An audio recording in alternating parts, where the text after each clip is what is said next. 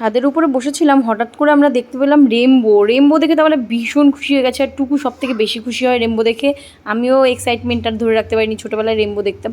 যাই হোক, রামধনুর আর রংধনু এই বিবেচনা কিন্তু এখনও চলেই যাচ্ছে। আর টুকু হট করে এই গাড়িটা দেখতে পেয়েছে, এটা ছোটোবেলার দোলনা আর সাথে গাড়ি। তো এটাকে নেওয়ার জন্য কান্না করে দিয়েছে টুকু। তারপরে বাবা এটাকে পেরে এনে এটাকে সেট করছে।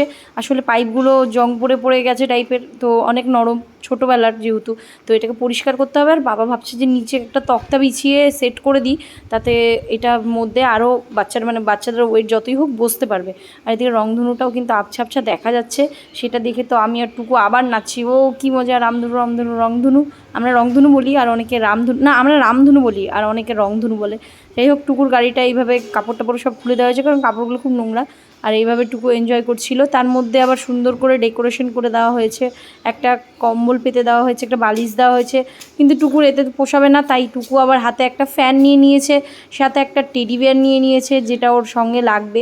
আর বাবা ওকে ঠেলে নিয়ে বেড়াচ্ছিল। আসলে চাকাগুলো অনেক দিন ধরে পড়ে থাকে, জাম হয়ে গেছে। টুকুর 4-5টা গাড়ি, যেগুলো টুকুর যখন যেটা ইচ্ছা হয় সেটা নেয়, খেলাধুলো করে আবার রেখে দেয়। আর প্রায় অনেকগুলো গাড়ি নিয়ে নষ্টও হয়ে গেছে। চলো এই খুশিতে একটু আইসক্রিম খেয়ে নিই।